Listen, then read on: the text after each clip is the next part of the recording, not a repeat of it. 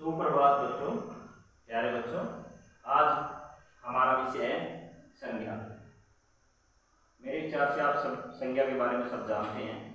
संज्ञा क्या होता है, कैसे होता है और इसका मतलब क्या है। तो आज बच्चों हम संज्ञा के विषय में थोड़ा सा डिटेल में करेंगे और संज्ञा क्या है, कहाँ से आया है, इसके बारे में जानकारी प्राप्त करेंगे। तो प्यारे बच्चों सब ध्यान दीजिएगा यहाँ पे। तो प्यारे बच्चों ये संज्ञा क्या होता है? संज्ञा होता है किसी का नाम। तो आपको पता होना चाहिए सिर्फ नाम। किसी का भी नाम हो सकता है, वो किसी वस्तु का, किसी स्थान का, किसी भाव का, किसी व्यक्ति का, किसी का भी नाम हो सकता है। कोई भी नाम, एनी नेम, वो संज्ञा है। तो आज बच्चों संज्ञा की परिभाषा से पहले, कि नाम से पहले, कि आया कहाँ से है संज्ञा की उत्पत्ति कहाँ से हुई है, कहाँ से पैदा हुआ संज्ञा, कहाँ से आया है, उसके बारे में पता करते हैं कि संज्ञा क्या है, कहाँ से आया, कहाँ से पैदा हुआ। तो प्यारे बच्चों संज्ञा होता है पद का प्रकार। किसका प्रकार होता है बच्चों? पद का प्रकार होता है संज्ञा। पद सबसे पहले तो पद क्या होता है बच्चों?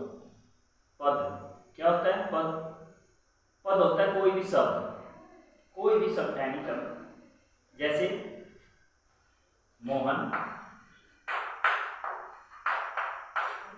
बच्चों, मोहन एक शब्द है। ये किसका शब्द है? ये सार्थक वर्णों के समूह का शब्द है। अगर कोई शब्द सार्थक वर्णों के समूह से बना हुआ होता है, इसका कोई अर्थ होता है, वो होता है शब्द। इसका कोई अर्थ हो, जैसे मोहन है। मोहन विभिन्न वर्णों के मिलने से बना है, लेकिन मिलने के बाद उसका कोई अर्थ है। मोहन किसी का नाम है, ये मोहन। तो प्यारे बच्चों मोहन एक शब्द है। इसकी मोहन एक शब्द है। इसके पद कब बनेगा, इसको पद कब बोला जाएगा? जब ये किसी वाक्य में प्रयोग होगा। जैसे मोहन मेरा मित्र है। ये मोहन और ये मेरा और ये मित्र, ये सब क्या है बच्चों? शब्द है। लेकिन जब ये वाक्य में प्रयोग हो जाते हैं, जब इनका प्रयोग वाक्य में कर दिया जाता है, तो क्या बन जाते हैं? पद बन जाते हैं। तो इनको पद बोला जाता है। जब किसी शब्द को वाक्य में प्रयोग कर दिया जाता है, वाक्य में उसको लिखा जाता है, तो वो पद कहलाता है। तो क्या कहलाता है बच्चों? वो पद कहलाता है। जैसे मोहन आ गया, इस वाक्य के अंदर मोहन क्या है? पद है। वैसे ये शब्द है, लेकिन इस वाक्य के अंदर ये क्या है? पद है। मेरा पद है, मित्र पद है, और ये सब पद है। इनका एक स्थान है इस वाक्य के अंदर, इसका एक स्थान है। जैसे मोहन है, मोहन क्या है? कौन सा पद है ये बच्चों? ये पद परिचय आएगा तुम्हारे आगे जाके 10वीं क्लास में, बड़ी कक्षाओं में तुम्हारा आता है। पेपरों के अंदर एक क्वेश्चन आता है कि इस वाक्य के अंदर पद परिचय दीजिए। जैसे मोहन है, मोहन क्या है? कर्ता। मोहन एक कर्ता कारक है। मोहन एक संज्ञा शब्द है।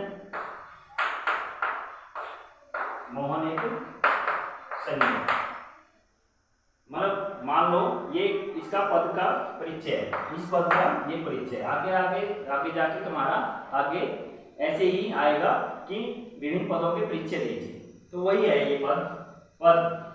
जब किसी वाक्य में कोई शब्द यूज होता है तो उसको पद बोला जाता है। तो पद के प्रकार होते हैं बच्चों। पद दो प्रकार के होते हैं। पद दो प्रकार के होते हैं।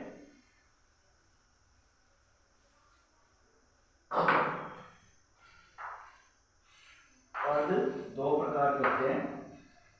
विकारी शब्द, विकारी और अविकारी। देखो बच्चों पद दो प्रकार के होते हैं, विकारी और अविकारी। विकारी, इसके नाम से पता चल रहा है कि हमें विकारी, जिसके अंदर विकार आ जाए, जिसके अंदर कोई विकार पैदा हो सकते हैं, जिसको हम चेंज कर सकते हैं, जिसके अंदर हमें बदलाव कर सकते हैं उसको विकारी शब्द बोलते हैं। और अविकारी शब्द कौन से होते हैं? जिसके अंदर हम कोई बदलाव नहीं कर सकते, जिसके अंदर कोई चेंज नहीं कर सकते, जिसको हम किसी भी वाक्य में प्रयोग करेंगे तो वो उसी रूप में प्रयोग होगा जिस रूप में यहाँ पे है वो। तो प्यारे बच्चों, जैसे विकारी शब्द हो गया, जैसे लड़का हो गया विकारी शब्द, लड़का, इसको हम लिंग, वचन, कारक और काल के हिसाब से इसके अंदर हम चेंज कर सकते हैं, इसके अंदर हम बदलाव कर सकते हैं कारक, काल और वचन के हिसाब से इसको हम चेंज कर सकते हैं। जैसे लड़के का हम अगर वचन बदलें तो क्या बनेगा बच्चों? लड़की। लड़के का अगर हमें लिंग बदलना है तो क्या होगा? क्या होगा बच्चों? लिंग लड़की। क्या बनेगा इसका? लड़की का लिंग बदलेंगे तो क्या बनेगा? लड़की।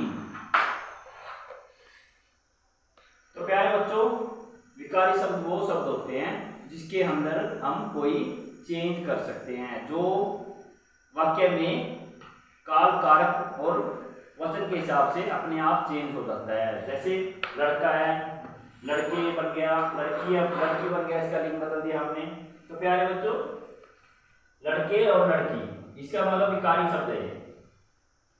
आगे आ गया अविकारी शब्द। देखो, अविकारी शब्द हमने ले लिया इधर। इधर अगर इसका मैं बोल दूं तुम्हें कि इधर का लिंग बदलो तो इसका कोई लिंग नहीं बदलेगा। तो प्यारे बच्चों, अगर मैं बोलूं इसका वचन बदलो तो वचन भी चेंज नहीं होगा इसमें। तो अविकारी शब्द वो होते हैं जिसके अंदर हम कोई चेंज नहीं कर सकते, इसको अव्यय शब्द भी बोलते हैं, इनको अव्यय शब्द भी बोलते हैं। इसके अंदर हम कोई चेंज नहीं कर सकते, इसके अंदर कोई बदलाव नहीं कर सकते। तो बच्चों, अब हम आते हैं अपने इस टॉपिक पर कि संज्ञा शब्द क्या है।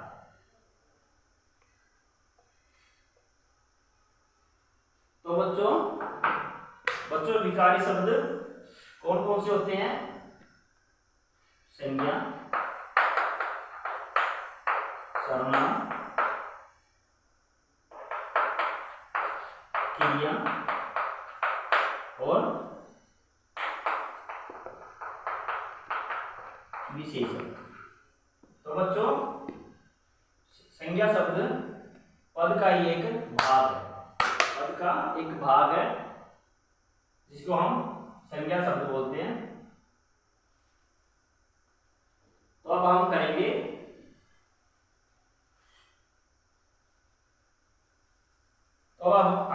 अब हम करेंगे कि संज्ञा की क्या परिभाषा है। अब करेंगे हम संज्ञा की क्या परिभाषा है। संज्ञा क्या होता है? किसी व्यक्ति, वस्तु, स्थान, भाव आदि के नाम को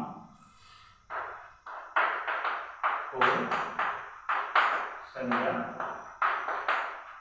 कहते हैं। किसी व्यक्ति, वस्तु, स्थान, भाव आदि के नाम को संज्ञा कहते हैं। किसी व्यक्ति का नाम, किसी स्थान का नाम, किसी भाव का नाम, भाव मतलब इमोशन, हमारे भाव होते हैं जैसे खुशी, गम, गुस्सा, प्रेम, ये सब भाव हैं जिसको हम सिर्फ फील कर सकते हैं, महसूस कर सकते हैं, लेकिन हम उसको छू नहीं सकते, सिर्फ बता सकते हैं या महसूस कर सकते हैं, वो भाव होते हैं। और इनका सबका आपको बताइए, व्यक्ति का नाम, वस्तु का नाम, स्थान का नाम, ये सब आप जानते हैं कि क्या होता है। तो बच्चों, आपको पता चल गया कि किसी व्यक्ति, वस्तु, स्थान, भाव आदि के नाम को संज्ञा कहते हैं। और ये संज्ञा शब्द आया कहाँ से? ये पद का एक भाग है, पद का एक पार्ट है जिसका हमने अभी जिक्र किया था, अभी जिसके बारे में हमने अभी जानकारी प्राप्त की थी।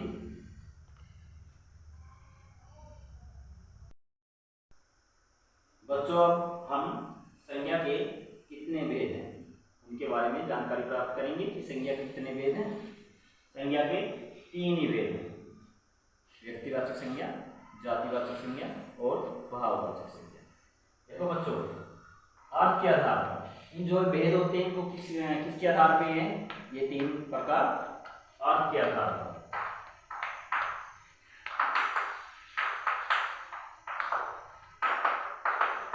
जात के आधार पर संज्ञा के कितने भेद हैं बच्चों? 3 भेद हैं। कितने भेद हैं? 3।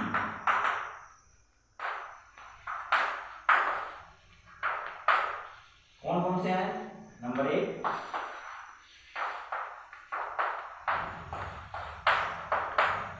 व्यक्तिवाचक संज्ञा, नंबर 2 जातिवाचक संज्ञा और नंबर 3 भाववाचक संज्ञा। तो प्यारे बच्चों, इसके 3 भेद हैं, व्यक्तिवाचक संज्ञा, जातिवाचक संज्ञा और भाववाचक संज्ञा। तो बच्चों, व्यक्तिवाचक संज्ञा वो होती है जो किसी विशेष व्यक्ति के बारे में, व्यक्तिवाचक संज्ञा वो होती है जो किसी विशेष व्यक्ति, किसी विशेष स्थान, किसी विशेष जगह के बारे में बताएं। जैसे मैं बोलूँ आपको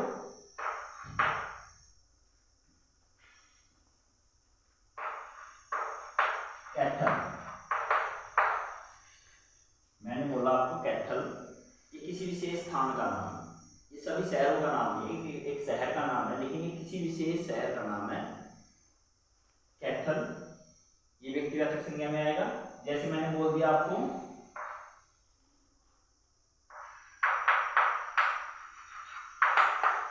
गांधी जी, गांधी जी, वैसे तो एक ये व्यक्तिवाचक संज्ञा है। क्यों है ये व्यक्तिवाचक संज्ञा? वैसे तो ये नाम है, लेकिन एक विशेष व्यक्ति का नाम है जिसको हम महात्मा गांधी जी कहते हैं। अगर आपके सामने कहीं ये लिखा जाए कि गांधी जी ने सत्याग्रह किया था, तो हम समझेंगे कि महात्मा गांधी जी ने किया, किसी विशेष व्यक्ति का नाम है। तो अगर आपसे पूछा जाएगा उसमें कि ये कौन सी संज्ञा है, तो आप बोलोगे इसको व्यक्तिवाचक संज्ञा। तो प्यारे बच्चों, दूसरा होता है जातिवाचक संज्ञा। ये किसी विशेष जाति के बारे में बताता है। जैसे मैंने लिख दिया इसमें लड़का, लड़का, तो ये सभी लड़कों के बारे में बताएगा। लड़का, ये सभी पूरे वर्ल्ड के लड़कों के बारे में, इससे हमें पता चल रहा है कि सब लड़कों की बात कर रही है, सभी लड़कियों के बारे में बता रहा है। ये सब किसी सभी लड़कों के बारे में बता रहा है। तो ये कौन सा हुआ? जातिवाचक संज्ञा। नंबर 3 पे आते हैं भाववाचक संज्ञा। भाववाचक संज्ञा कौन सी होती है? जो किसी के भावों के बारे में बताए। जैसे राम आज बहुत खुश है। खुश, खुश क्या है? खुशी क्या है? भाव है। आज श्याम बहुत गुस्से में है, तो वो भाववाचक संज्ञा बन गया। गुस्सा होना भाववाचक संज्ञा बन जाता है। तो प्यारे बच्चों, इसके 3 पार्ट कौन कौन से हैं? व्यक्तिवाचक संज्ञा, जातिवाचक संज्ञा और भाववाचक संज्ञा। तो प्यारे बच्चों, आज हम इतना ही करेंगे। आगे इसके बारे में जानकारी अगले वीडियो में लेंगे। तो आपका बहुत बहुत धन्यवाद। आपका दिन शुभ हो।